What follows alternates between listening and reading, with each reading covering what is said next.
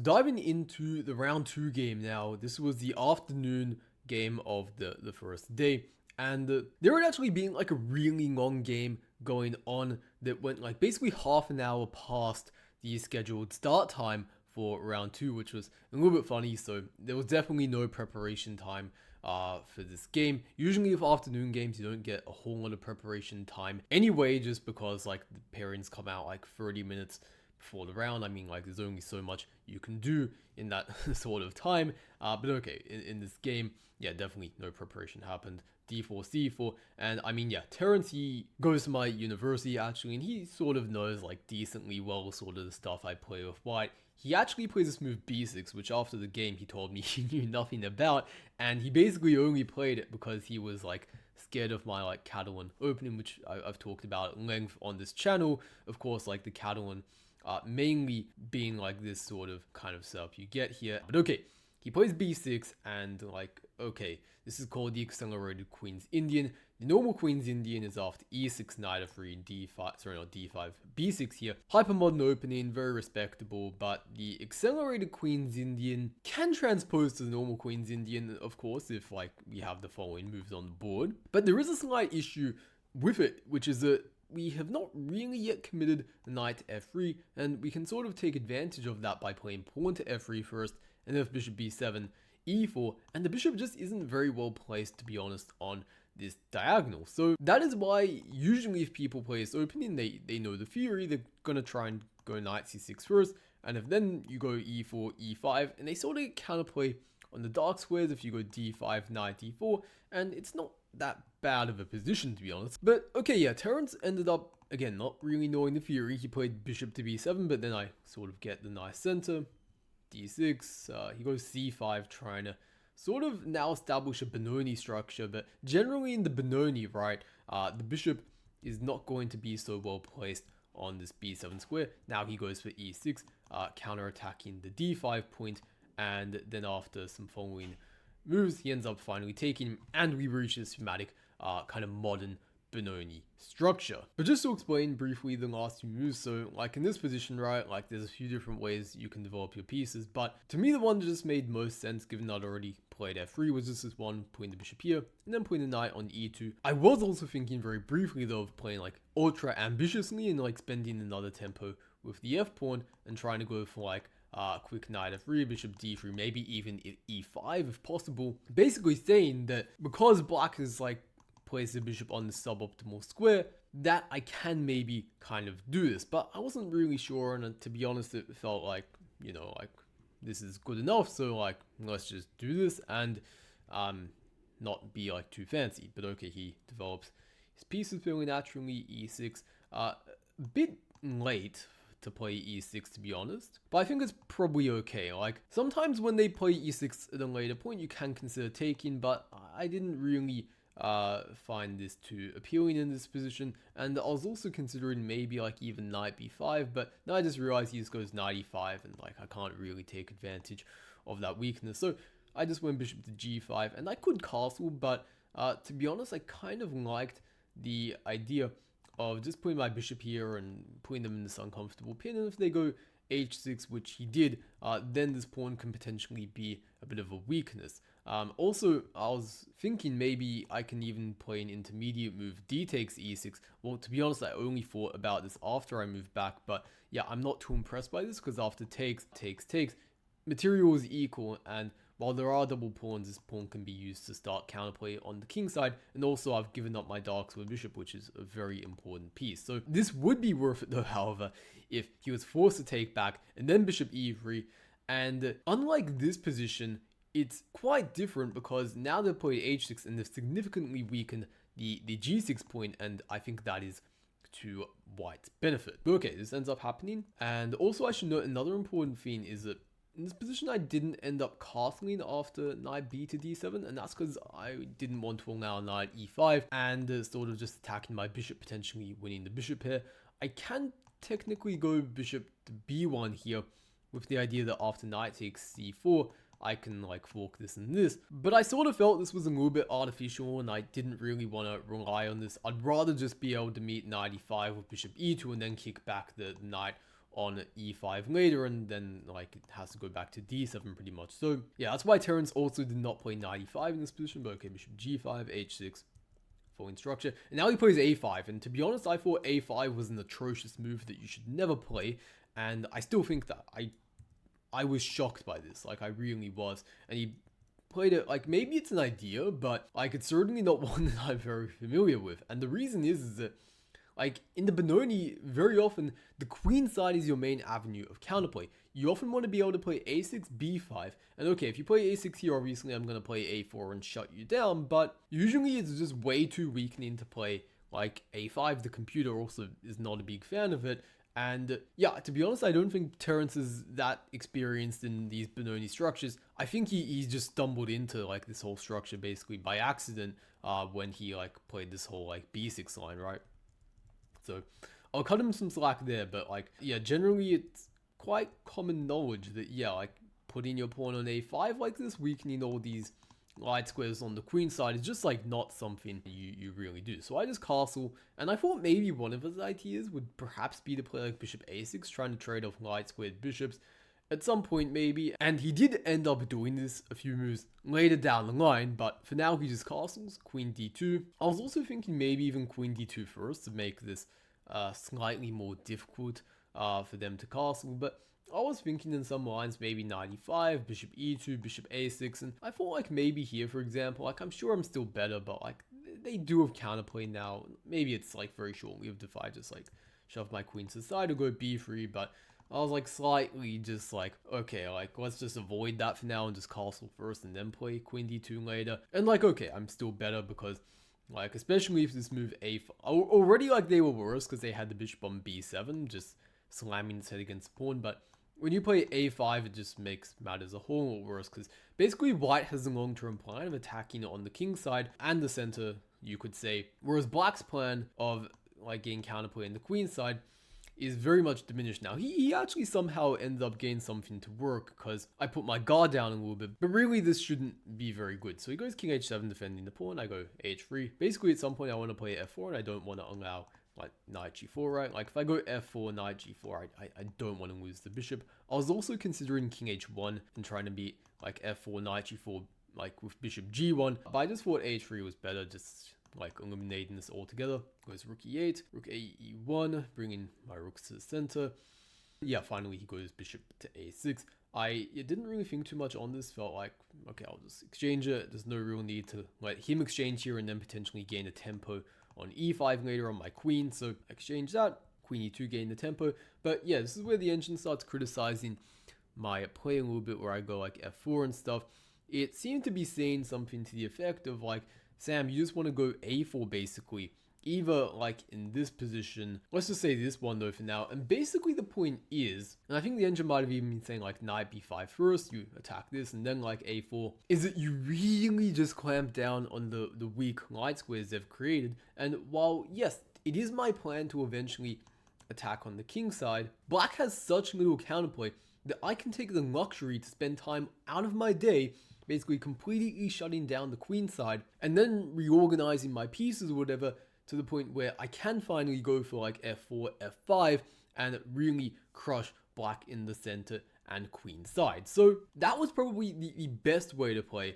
I sort of just settled for queen e2, f4 and doing this in a brute force manner immediately, but then I did allow b5 and I wasn't really too sure about this pawn sacrifice during the game. I don't think Terrence calculated this too deeply, but as an intuitive pawn sacrifice, it's a decent idea because like you need to get counterplay going somehow on the queen side, otherwise like you're kind of toast. So like yeah, I took this with the queen, otherwise like knight takes and I hang e4. And like this is the sort of position where like probably I'm already like just like worse. If I take on d6 for example, then I hang this tactic with bishop d4. You always need to watch out for this one. So also I should note, like that was a few moves earlier as well. In this position with rook to e8, I was considering f4 here immediately, but then again there was this knight takes d5 tactic, and if I take rook takes e3 was a thing, and if I like take the the knight first, well then there's still the same issue, right? So that's why I went rook a to e1 first, because now I'm like, well, like, okay, like let's just say any random Wade move. Now I go, or actually, okay, just illustrate immediately. Knight takes d5. Well, now it doesn't work. I just take.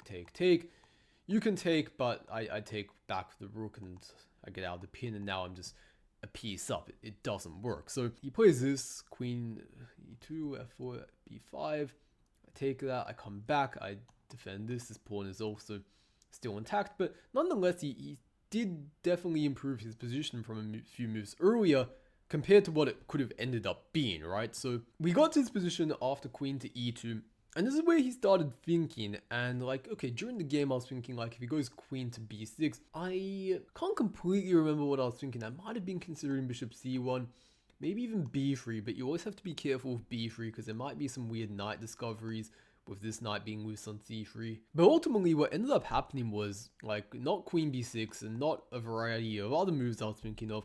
I was also thinking of h5, which with the idea of going h4 and try to dislodge this knight on g3. It's a very common idea in these positions, but here I wasn't really too afraid of it because I just thought I'd go e5 and basically sacrifice the pawn back with this very thematic idea, which is to go e5 takes and then f5. And if you want to learn more about like these sort of ideas, I have a video specifically on the Benoni, 20 ideas every modern Benoni player must know. I mentioned this idea there, but this is just a very common attacking technique in the Benoni. You don't really want to go f5 immediately because then like you give black the e5 square, and you don't really want to like take and then like again make their pieces very active. So it's important to basically clog up the e5 square. You could think of it like that, then play f5 and finally start to like attack some of their weak points on the king side.